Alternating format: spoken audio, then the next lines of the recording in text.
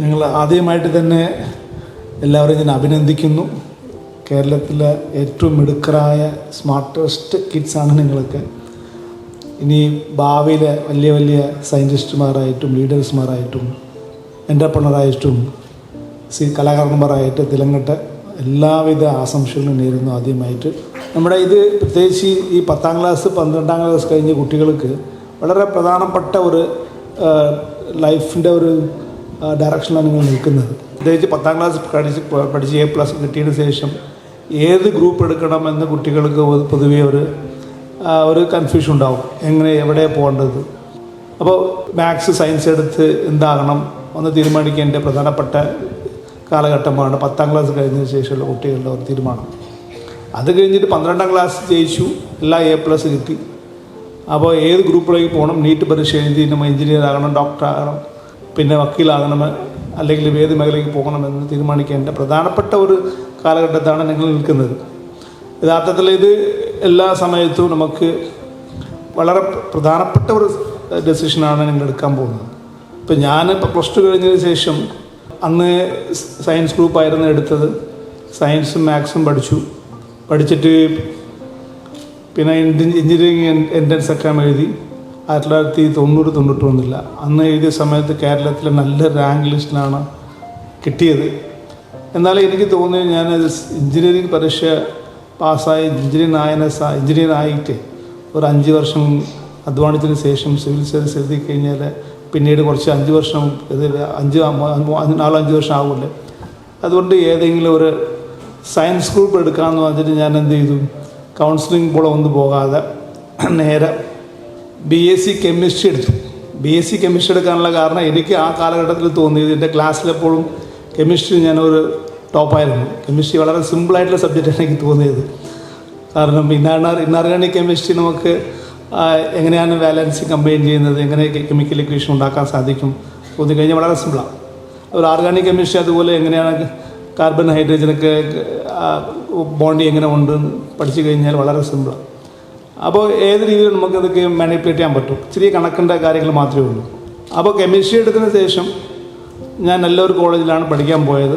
പഠിച്ചുകൊണ്ടിരിക്കുന്ന സമയത്ത് ഒരു 6 മാസം കഴിഞ്ഞ് എനിക്ക് തോന്നി, കെമിസ്ട്രി എടുത്ത് നമുക്ക് സിവിൽ സർവൻ്റായി ഒരു IAS IPS ഉദ്യോഗസ്ഥനായി കഴിഞ്ഞാൽ വല്ല എന്തെങ്കിലും ഉപയോഗം ഉണ്ടാവുമോ, അതിനേക്കാളും കുറച്ചുകൂടി നല്ലത് ഏതെങ്കിലും ഹ്യൂമാനിറ്റീസ് ഗ്രൂപ്പ് എടുക്കാം എന്ന് തോന്നിയിട്ട് ഞാൻ ആ കാലഘട്ടത്തിൽ എക്കണോമിക്സ് എടുക്കാനായിട്ട് ശ്രമിച്ചു നോക്കി. കാരണം അന്ന് എടുക്കാനുള്ള കാരണം എന്ന് പറഞ്ഞാൽ അന്ന് 1991 ഈ ലോകം മുഴുവൻ വലിയൊരു മാറ്റത്തിൻ്റെ ഒരു മുനയിലായിരുന്നു. അന്ന് ഇന്ത്യയിലെടുത്ത് നോക്കിക്കഴിഞ്ഞാൽ ആദ്യമായിട്ട് അതിനു മുമ്പ് മൻമോഹൻ സിംഗ് ഒരു ഫിനാൻസ് മിനിസ്റ്ററും നരസിംഹറാവു പ്രധാനമന്ത്രിയായി 91 ഭരണം ഏറ്റെടുക്കുന്നു. വന്നതിന് ശേഷം വലിയൊരു വിപ്ലവകരമായ മാറ്റം സംഭവിക്കുന്നു ഇന്ത്യയിൽ. അപ്പോൾ അതിനു മുമ്പ് നമ്മൾ ആ കൂടി കാണുന്നത് ദൂരദർശൻ മാത്രമേ ഉള്ളൂ, അല്ലാതെ വേറെ ചാനലൊന്നും കാണാൻ സാധിക്കത്തില്ല. അവിടെ ചിത്രകാരും അല്ലെങ്കിൽ മഹാഭാരതം അത് മാത്രം കാണാം, അല്ലാതെ വേറെ നമുക്ക് ചാനലിൻ്റെ കാണാൻ സാധിക്കത്തില്ല. റോട്ടിൽ ഇറങ്ങിക്കഴിഞ്ഞാൽ വല്ല അംബാസഡർ കാറുകൾ മാത്രമേ ഉള്ളൂ. കുറച്ച് ആ അവസ്ഥയിലായിരുന്നു. ഒരു സുപ്രഭാതത്തിൽ അദ്ദേഹം വന്നതിന് ശേഷം എടുത്ത് നോക്കിക്കഴിഞ്ഞാൽ നമ്മുടെ ഇന്ത്യൻ എക്കോണമി ഭയങ്കര അതിവേഗ വളർച്ചയിലായി. 3.5% പെട്ടെന്ന് ഒരു 7% കുതിച്ചു കയറി. എല്ലാ സ്ഥലത്തും പുതിയ സംരംഭങ്ങൾ തുടങ്ങുന്നു, ജനങ്ങൾക്ക് സ്വാതന്ത്ര്യം ലഭിക്കുന്നു. അതേ സമയത്ത് ഇന്ത്യയിൽ ഇങ്ങനെ വലിയ വിപ്ലവകരമായ മാറ്റം സംഭവിച്ചിട്ടുള്ള സമയത്ത് അവിടെ ആഗോളതലത്തിലെടുത്ത് നോക്കിക്കഴിഞ്ഞാൽ അവിടെ വലിയൊരു മാറ്റമാണ്. അന്ന് ഞാനുള്ള സമയത്ത് ഞങ്ങളുടെ ചെറുപ്പത്തിലൊക്കെ പഠിക്കുന്ന സമയത്ത് ഞങ്ങളുടെ മാതൃകാ രാജ്യം എന്ന് പറയുന്നത് സോവിയറ്റ് യൂണിയനാണ്. കാരണം ഇന്ത്യ നോൺ അലൈൻമെൻറ്റ് മൂവ്മെൻറ്റിലെ പാർട്ടായിരുന്നു. നമ്മളിപ്പോഴും ആദരിക്കുന്നത് സോവിയറ്റ് യൂണിയനാണ്. ഏറ്റവും നല്ല രാജ്യം എന്നാണ് നമ്മൾ വിചാരിച്ചുകൊണ്ടിരുന്നത്. ഒരു സുപ്രഭാതത്തിൽ 89-90 സോവിയറ്റ് യൂണിയൻ തകർന്നു, ഇല്ലാതാവുന്നു. അതേസമയത്ത് കമ്മ്യൂണിസ്റ്റ് രാജ്യമായിട്ടുള്ള ചൈന എടുത്ത് നോക്കിയാൽ എത്ര പ്രശ്നം ഉണ്ടായാലും അവർ ഭയങ്കര അതിവേഗമായിട്ട് വളർന്നു, നമ്മളെക്കാളും അതിവേഗം വളർന്നു. ചൈന 1960 ഇന്ത്യയെക്കാളും ദാരിദ്ര്യമായിരുന്നു. ഇപ്പോഴത്തെ നോക്കിയാൽ ചൈന നമ്മളെക്കാളും 10 ഇരട്ടി കൂടുതൽ പെർ ക്യാപിറ്റ ഇൻകമുള്ള രാജ്യമായിട്ട് മാറി. അവിടെ ഇൻഫ്രാസ്ട്രക്ചർ നമ്മൾ വിശ്വസിക്കാൻ പറ്റാത്ത രീതിയിൽ അത്രയ്ക്കും രീതിയിൽ വളർന്നിട്ടുണ്ട്. അപ്പോൾ ഇതൊക്കെ കണ്ടിട്ട് ഞാൻ വിചാരിച്ചത് ശരി, ഓക്കെ, നമുക്കൊരു എക്കണോമിക്സ് എടുക്കാമെന്ന് പറഞ്ഞിട്ട് എക്കണോമിക്സ് എടുക്കാനായിട്ട് ഞാൻ അന്ന് പ്രിൻസിപ്പൽ അടുത്ത് ഞാൻ പറഞ്ഞപ്പോൾ അന്ന് പ്രിൻസിപ്പൽ ഒരു അച്ഛനായിരുന്നു. അദ്ദേഹം വളരെ നടമാണ്യനായ ഒരാളായിരുന്നു. അദ്ദേഹം പറഞ്ഞു 6 മാസം കഴിഞ്ഞ സ്ഥിതിക്ക് എനിക്ക് എടുക്കാൻ പറ്റത്തില്ല, അടുത്ത വർഷമാണെങ്കിൽ എനിക്ക് എക്കണോമിക്സ് എടുക്കാമെന്ന് പറഞ്ഞു. അങ്ങനെ അടുത്ത വർഷം അവിടെ പഠിച്ചു കഴിഞ്ഞാൽ എൻ്റെ കൂടെ പഠിക്കുന്നവരൊക്കെ ഒരു ദിവസം സീനിയർ ആവും, ഞാൻ ജൂനിയർ ആവുമല്ലോ. അപ്പോൾ ഞാൻ വിചാരിച്ചത് അത് വേണ്ട, പിന്നെ ഞാൻ തന്നെ പുതിയതായിട്ട് വേറെ കോളേജിൽ മാറിക്കോളാം എന്ന് പറഞ്ഞാൽ അവിടെ നിന്ന് വേറെ കോളേജിൽ ഷിഫ്റ്റ് ചെയ്തിട്ട് ഒരു വർഷം നഷ്ടപ്പെട്ട് ആണ് ഞാനൊരു പുതിയ കോഴ്സിലേക്ക് എടുത്തത്. PA MA പഠിച്ചു, MPhil പഠിച്ചു. എന്നാലും ഞാൻ ആ ദിവസം ഒരു വർഷം നഷ്ടപ്പെട്ടിട്ടുണ്ടെങ്കിലും ഞാൻ എടുത്ത തീരുമാനം ശരിയായിരുന്നെന്ന് ഇപ്പോൾ എനിക്ക് തോന്നുന്നത്. അത് കഴിഞ്ഞിട്ട് എക്കണോമിക്സ് പഠിച്ച ശേഷമാണ് എനിക്ക് മനസ്സിലാകുന്നത് ഇന്ത്യ ജപ്പാൻ ആകണം വിചാരിച്ചു കഴിഞ്ഞാൽ അതിന് വേണ്ടതെന്ന് പറഞ്ഞാൽ science and technology. Science and maths ആണ് നമ്മുടെ വികസനത്തിൻ്റെ അടിത്തറ എന്ന് പറയുന്നത്. ഇവിടെ ഏതൊക്കെ നമ്മൾ ഇന്ത്യ ഒരു സൂപ്പർ പവർ ആവണം എന്ന് തോന്നിക്കഴിഞ്ഞാൽ അതിന് വേണ്ടതെന്ന് പറഞ്ഞാൽ ഏറ്റവും മികവുറ്റ സയൻറ്റിസ്റ്റുകൾ പ്രൊഡ്യൂസ് ചെയ്യണം, എൻ്റർപ്രനേഴ്സ് ഉണ്ടാകണം, അതിവേഗം വളരണം. അതിന് വേണ്ടിയത് സയൻസ് ആൻഡ് മാത്സ് എഡ്യൂക്കേഷനാണ്. അമേരിക്ക സൂപ്പർ പവറാണ്. എന്താ കാരണം? നമ്മൾ കാണുന്ന എല്ലാ പ്രോഡക്ട്സും അവരാണ് ആദ്യം കണ്ടുപിടിക്കുന്നത്. അവർ കണ്ടുപിടിച്ചതിന് ശേഷമാണ് നമ്മളിങ്ങനെ ബോറോ ചെയ്യുന്നു. കാണുന്ന എല്ലാ സകല ഉൽപ്പന്നങ്ങൾ പരിശോധിച്ച് കഴിഞ്ഞാൽ അതാണ് അവസ്ഥ. യൂറോപ്യൻസും അമേരിക്കയും എല്ലാം കാരണം അവരുടെ സർവകലാശാലകളുടെ റാങ്കിങ് പരിശോധിച്ച് കഴിഞ്ഞാൽ ലോകത്ത് ഏറ്റവും മികച്ച സർവകലാശാലകളാണ് പറയുന്നത് ഹാർവർഡും സ്റ്റാൻഫോർഡും കാംബ്രിഡ്ജും. പക്ഷേ ഇന്ത്യ ആ ലെവലിലേക്ക് എത്താൻ സാധിക്കുന്നില്ല. അത് കാരണം എന്ന് പറഞ്ഞാൽ നമ്മുടെ സയൻസ് ആൻഡ് മാത്സ് എഡ്യൂക്കേഷൻ കുറച്ചുകൂടി നല്ല രീതിയിൽ മുന്നോട്ട് പോകാനുണ്ട്. നമ്മുടെ പലപ്പോഴും എല്ലാ വർഷവും ഈ സബ്ജക്റ്റ് ഒളിമ്പ്യാഡ് നടക്കുന്നുണ്ട്, ഫിസിക്സ്, കെമിസ്ട്രി, ഇൻഫർമാറ്റിക്സ് ഒളിമ്പ്യാഡുകളൊക്കെ. അവിടെയൊക്കെ ഏത് രാജ്യങ്ങളാണ് ഏറ്റവും കൂടുതൽ ഗോൾഡ് മെഡൽ വാങ്ങുന്നു ആ രാജ്യങ്ങളാണ് സൂപ്പർ പവർ. ഇപ്പോൾ കുറേ വർഷങ്ങളായിട്ട് ചൈനയും അമേരിക്കയും റഷ്യ മാത്രമാണ് ഏറ്റവും ടോപ്പ് 3. ഇന്ത്യയുടെ സ്ഥാനം എന്ന് പറഞ്ഞാൽ ഓരോ വർഷം കുറഞ്ഞുകൊണ്ടിരിക്കുക, താഴേക്ക് പോയിക്കൊണ്ടിരിക്കുക. അപ്പോൾ നമ്മുടെ പ്രത്യേകിച്ച് ഈ ഞാൻ പ്രത്യേകിച്ച് ബ്രില്യൻസിന് തന്നെ ഒരു ആദരിക്കാൻ കാരണം നമ്മുടെ കുട്ടികൾക്ക് നല്ല രീതിയിൽ ഗൈഡ് ചെയ്തിട്ട് ഏറ്റവും മികച്ച കോളേജുകളിൽ നിങ്ങൾ എത്താനായിട്ടുള്ളൊരു സഹായം ചെയ്തു കൊടുക്കുന്ന സ്ഥാപനം കൂടിയാണ്. തീർച്ചയായും അത് വലിയൊരു സംഭവമായിട്ട് ഞാൻ കാണുന്നു. അതുപോലെ തന്നെ മലയാള മനോരമ എടുത്ത് നോക്കിക്കഴിഞ്ഞാൽ നമ്മുടെ കേരളത്തിലുള്ള സകല വികസന പ്രക്രിയയിലും കുട്ടികളുടെ പഠന വിഷയങ്ങളായാലും അല്ലെങ്കിൽ കർഷകരുടെ പ്രശ്നങ്ങളായാലും എല്ലാ വിഷയങ്ങളും ഇടപെട്ട് സമൂഹത്തിന് വേണ്ടി നല്ല രീതിയിൽ പ്രവർത്തിക്കുന്ന ഒരു സ്ഥാപനം കൂടിയാണ്. അവരൊക്കെ ഒന്നിച്ച് കൂടിയിട്ട് ഇതുപോലെ ഒരു കൗൺസിലിംഗ് സെൻറ്റർ നിങ്ങൾ ആദരിക്കുന്നത് ഞാൻ പ്രത്യേകം അവരെ നന്ദി പറയുന്നു, അവരെ അനുമോദിക്കുന്നു. മാത്രമല്ല നിങ്ങളൊക്കെ ഇനി അടുത്ത് വരാൻ പോകുന്ന കാലഘട്ടം എടുത്ത് നോക്കിക്കഴിഞ്ഞാൽ വളരെയേറെ കൂടുതൽ വെല്ലുവിളി നേടുന്ന സംഭവങ്ങളാണ്. അതായത് ഞങ്ങളുള്ള സമയത്ത് കൂടി ഞങ്ങൾ പഠിച്ചുകൊണ്ടിരുന്ന സമയത്ത് ഒരു ഇംഗ്ലീഷ് പഠിക്കാനായിട്ട് ഡിക്ഷണറി പ്രയാസമായിരുന്നു. എല്ലാ സ്ഥലത്തും ഡിക്ഷണറി കിട്ടത്തില്ല. ഏതെങ്കിലും ഒരു ലിഫ് കോഡ് ഡിക്ഷണറി എന്ന് പറഞ്ഞാൽ ഞാൻ പഠിക്കുന്ന സമയത്ത് 1ാം ക്ലാസ് 2ാം ക്ലാസ്സിലൊക്കെ ടെക്സ്റ്റ് ബുക്കുകളില്ലായിരുന്നു, കൂടി സ്ലേറ്റ് മാത്രമേ ഉള്ളൂ. പിന്നീട് ഇംഗ്ലീഷ് എന്ന് പറഞ്ഞാൽ എന്താണെന്ന് മനസ്സിലാകുന്നില്ല. കൂടി നമുക്ക് ഒരു ഡിക്ഷണറി ഉണ്ടാകും, വല്ലപ്പോലും ഒരു ഡിക്ഷണറി ഉണ്ടാകത്തില്ല. അത് ഭയങ്കര വില മതിപ്പുള്ള സാധനമാണ്, പഠിക്കാൻ ബുദ്ധിമുട്ടായിരുന്നു. എൻസൈക്ലോപീഡിയ എന്ന് പറഞ്ഞാൽ ഏതെങ്കിലും ഒരു ജില്ലയിലോ അല്ലെങ്കിൽ എനിക്ക് തോന്നുന്നത് അന്ന് ട്രാൻഡം സെൻട്രൽ ലെവലിൽ മാത്രമേ ഒരു എൻസൈക്ലോപീഡിയയുടെ കളക്ഷൻ ഉണ്ടാകത്തുള്ളൂ. ഇപ്പോഴത്തെ നോക്കിക്കഴിഞ്ഞാൽ നിങ്ങളുടെ അറിവ് നേടാനായിട്ടുള്ള ഒരു വ്യാപ്തി വളരെയേറെ കൂടിയിട്ടുണ്ട്. നിങ്ങൾ വിക്കിപീഡിയ, ഓൺലൈൻ വിക്കിപീഡിയയിൽ പോകാം, അല്ലെങ്കിൽ ChatGPT പോയി പരിശോധിക്കാം, ഗൂഗിളിൽ സെർച്ച് ചെയ്യാം. അല്ലെങ്കിൽ ഡിക്ഷണറി എന്ന് പറഞ്ഞപ്പോൾ ലാംഗ്വേജിൻ്റെ പ്രസക്തി തന്നെ നഷ്ടമായി. എല്ലാ കുട്ടികൾക്കും ലാംഗ്വേജ് പഠിക്കാനുള്ള അവസരം ലഭിക്കുന്നു. അപ്പോൾ അങ്ങനെ വലിയൊരു മാറ്റവും വളരെ അറിവ് നേടാനുള്ള സാഹചര്യങ്ങൾക്ക് ഏറ്റവും കൂടുതൽ കിട്ടിയിട്ടുണ്ട്.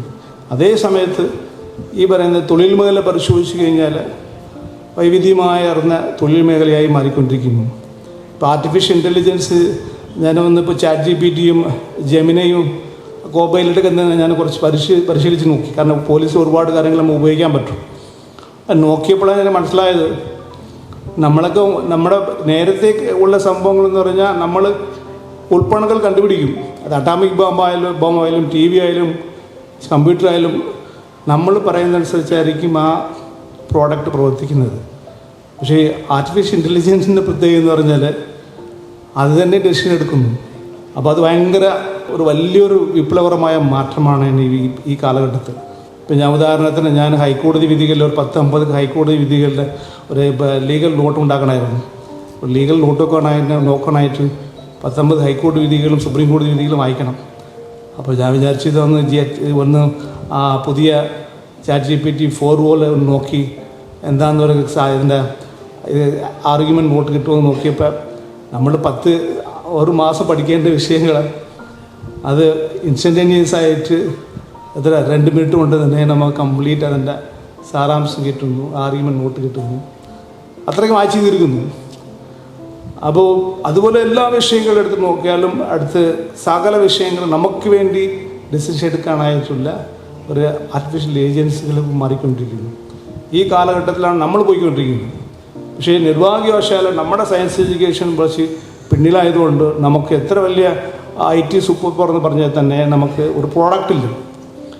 ടാറ്റ TCS ഉണ്ട്, ടാറ്റ കൺസൾട്ടൻറ്റ് സർവീസസ് ഏറ്റവും കൂടുതൽ ജോലി നൽകുന്ന ഒരു മേഖലയാണ്. അല്ലെങ്കിൽ ഇൻഫോസിസ് ഉണ്ട്, ഇൻഫോപ്രോ ഉണ്ട്. ഇവിടെയൊക്കെ IT സൂപ്പർ പവർ എടുത്ത് നോക്കിയതിന് എന്താണ് ഇവിടെ പ്രോഡക്റ്റ്? ഇപ്പോൾ ഗൂഗിൾ എന്ന് പറഞ്ഞാൽ ഗൂഗിൾ സെർച്ച് എഞ്ചിനുണ്ട്, കുറേ പ്രോഡക്ട്സ് ഉണ്ട്, ആപ്പുണ്ട്.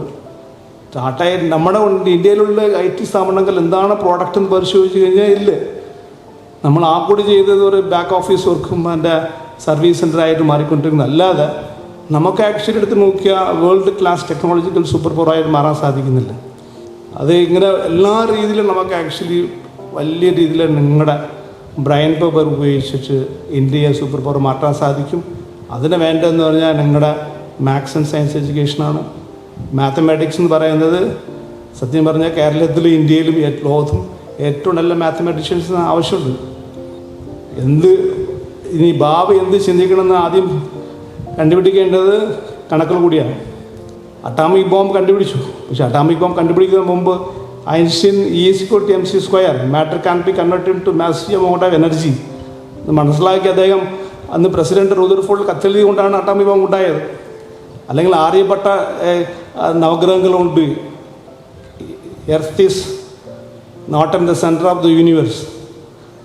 സോളാർ സിസ്റ്റത്തിനകത്ത് സണ്ണാണ്, സൂര്യനാണ് നമ്മുടെ സോളാർ സിസ്റ്റത്തിന് മധ്യത്തിലുള്ളത് എങ്ങനെ കണ്ടുപിടിച്ചു? കണ്ടുപിടിക്കുന്നത് കണക്ക് കൂടിയാണ്. ആര്യഭട്ടയായാലും കോപ്പർനിക്കസിനായാലും ആ കാലഘട്ടം കണ്ടുപിടിക്കുന്നതാണ്. അല്ലെങ്കിൽ നിങ്ങൾ സബ് അറ്റോമിക് പാർട്ടിക്കലിനകത്ത് എന്താ സംഭവിക്കുന്നത്, എത്ര ആറ്റമുണ്ട്, ആറ്റമിനകത്ത് ഇലക്ട്രോൺ ഉണ്ട്, ഇലക്ട്രോണിനകത്ത് എന്താ ഉള്ളത്, അത് കണ്ടുപിടിക്കേണ്ടത് എങ്ങനെയാണ്? ക്വാർക്സ് ഉണ്ട്, മറ്റൊന്നുണ്ട്. കണ്ടുപിടിക്കുന്നത് മാത്തമാറ്റിക്കലിയാണ്. മാത്തമാറ്റിക്കലി കണ്ടുപിടിച്ചതിന് ശേഷം എത്രയോ വർഷങ്ങൾക്ക് ശേഷമാണ് നമ്മൾ സെറിൻ ലബോറട്ടറി ലാബിൽ കണ്ടുപിടിക്കുന്നത്. അപ്പോൾ ഞാൻ പറഞ്ഞത് even if it is A minute microscopic object or A macroscopic universe, all depends upon your skill in mathematics. If you want to be a superpower, if you want to achieve something, you should be innovative in mathematics and science. അതുകൊണ്ട് ഇതുപോലെ നല്ല ഒരു brilliant study സെൻ്ററിന് ഈ പരിപാടിയിൽ പങ്കെടുക്കാൻ സാധിച്ചത്, നിങ്ങളെപ്പോലെ മിടുക്കറായ കുട്ടികൾ കണ്ടുമുട്ടിയത് വളരെ സന്തോഷമുണ്ട്. എല്ലാവർക്കും ഒരിക്കൽ കൂടി എൻ്റെ അഭിനന്ദനങ്ങൾ. Congratulations to you, best wishes. Thank you so much. Entrance സംബന്ധമായ വാർത്തകളും അപ്ഡേഷനുകളും ഏറ്റവും വേഗം ആധികാരികമായി അറിയാൻ Brilliant Study Centre Pala YouTube channel subscribe ചെയ്യുക, ബെൽ ഐക്കൺ അമർത്തുക. ഈ വീഡിയോ മറ്റ് സുഹൃത്തുക്കളിലേക്കും ഷെയർ ചെയ്ത് നൽകുക.